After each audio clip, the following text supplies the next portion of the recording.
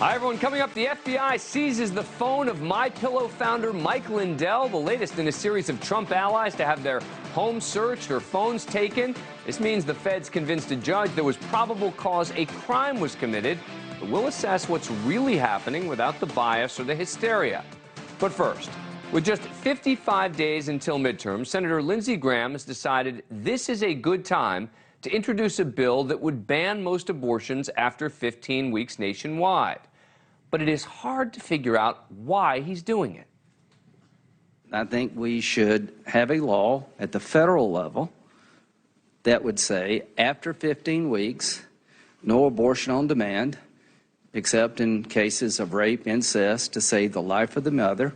And that should be where America's at. We're trying to pick a position we think will rally the country to be more sympathetic to an unborn child. The bill would allow for state laws that are more restrictive to remain on the books, while replacing laws in blue states that protect abortion. It also includes a potential 5-year prison sentence for any abortion provider who violates the ban. Now, Lindsey Graham is a smart politician, so he must have his reasons for introducing this now. But obviously, with Democrats in control of both chambers of Congress, this isn't going to get a vote. So it's not because he thinks it can actually become law. And it's a major shift from what he said just last month in the wake of the Dobbs decision overturning Roe v. Wade. I've been consistent. I think states should decide the issue of marriage, and states should decide the issue of abortion. And he went even further back in June when he told Fox News this. All of us in the conservative world have believed that there's nothing in the Constitution giving the federal government the right to regulate abortion. But politically, this also appears to make little sense, since many on both sides of the aisle are convinced abortion is a good topic for Democrats heading into the midterms. Senate Minority Leader Mitch McConnell seemed confused as well. Well, with regard to his bill, you'll have to ask him about it. In terms of scheduling, I think most of the members of my conference prefer that this be dealt with at the state level. There is also Florida Senator and chair of the National Republican Senatorial Committee, Rick Scott, who had this tense exchange with Fox News on the subject today. After Republicans were saying all across the country that what the Dobbs decision does is it simply throws the abortion issue back to the states and takes it out of the federal government's hands, Lindsey Graham comes out and goes, oh, we need a federal law here. And a lot of Republicans and other people have suggested that he scored a goal on his own net with that. Where do you come down on that? Well, if you go around the country, what people are focused on is their economy, their kids' education, public safety. With regard to abortion, the Democrats are clearly focused on abortion.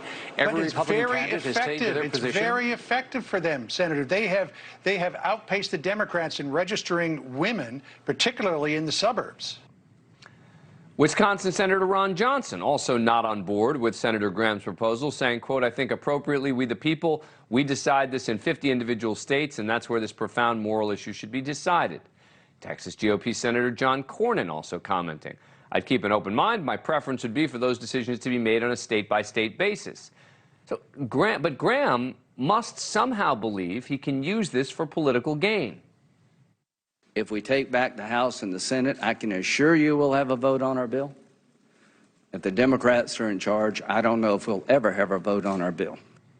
Well, but regardless of that, this is free advertising for Democrats and a way to fire up their base. Not too long ago, it was once a foregone conclusion that Democrats were going to get slaughtered in November, but since the Dobbs decision, things have changed. The lead for Republicans in the nationwide generic ballot has disappeared. The polls look strong for Democrats now in the Senate. We're going to talk about that later, whether it's a mirage or not.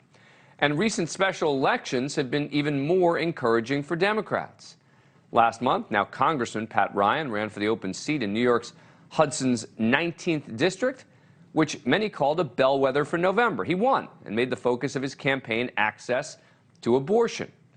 And in Alaska, Mary Peltola defeated Sarah Palin, running on a pro-choice message. First Democrat to win the seat in nearly half a century. The Democrats have already seized on Graham's comments and run with it. Proposals like the one today send a clear message from MAGA Republicans to women across the country.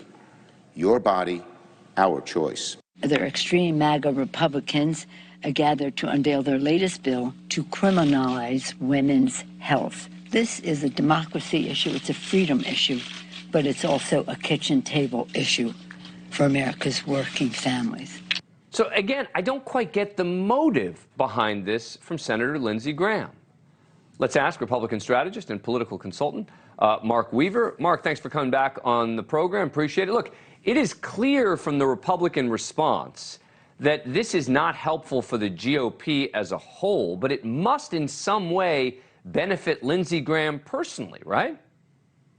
Senator Graham has always marched to the beat of a different drummer. He hasn't called me for advice, but I'm going to take issue with a couple of your suppositions here. Number one, this is a base election. So the abortion issue turns out the left and the right because of the different views on it.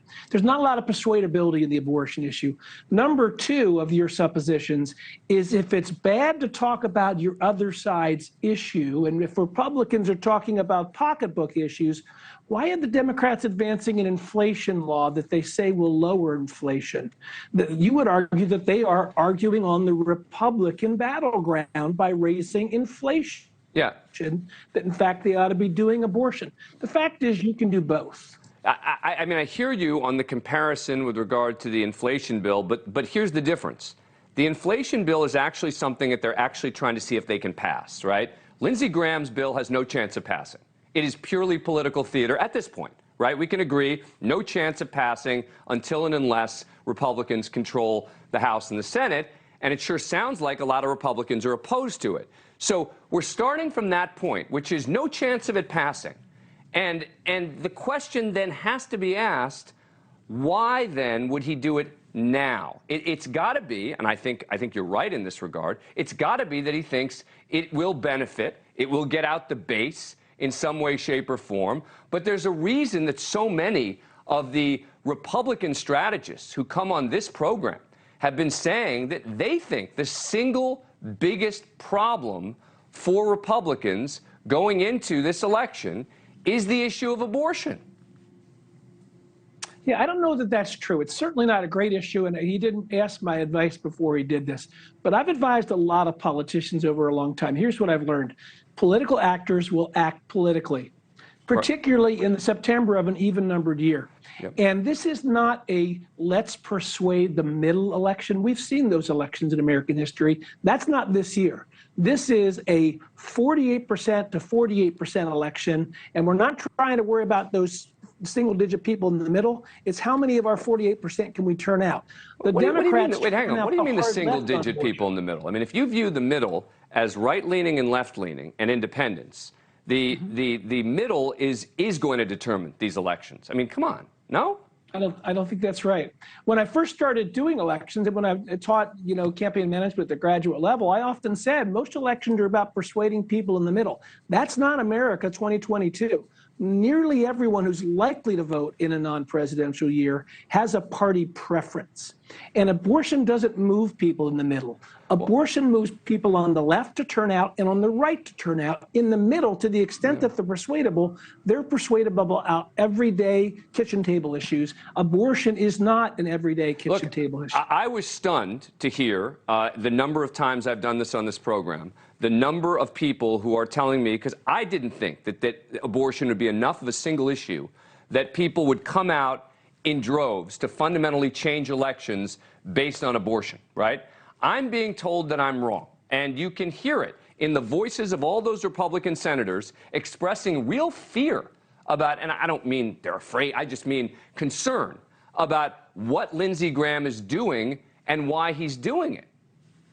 Yeah, no, you raise good points. I don't know that I would advise him to do this, but I do get frustrated, not with your program, which is pretty intelligent as far as you put the information out, but I am frustrated with the narrative that somehow that turning out the left about abortion is bad for Republicans. I get that, maybe it is, but turning out the right on pro-life abortion is somehow bad for Republicans too. That doesn't make sense. No, but here's the difference. But here's the difference. But here's the difference. Republicans had a huge win with Dobbs, right? Huge win in the Supreme Court. When you talk about getting people out on an issue, right? Lindsey Graham's bill, whether it passes or not, is not going to be the issue because Dobbs might have been the issue. The Supreme Court might have been the issue, right? That could galvanize the right.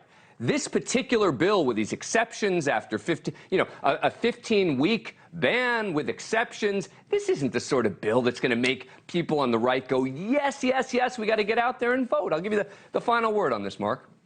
I think the people on the right are frustrated that the narrative nationally is about the left view on abortion. Most Americans want restrictions on abortion. True. Lindsey Graham is offering that.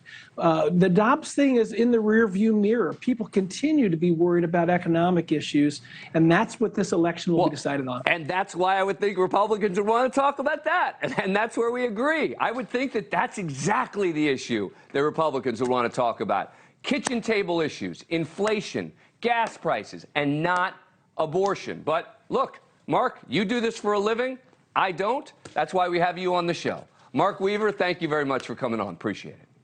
Good to see you, Dan. Coming up. Thank you for watching. Go to newsnationnow.com to find News Nation on your cable provider.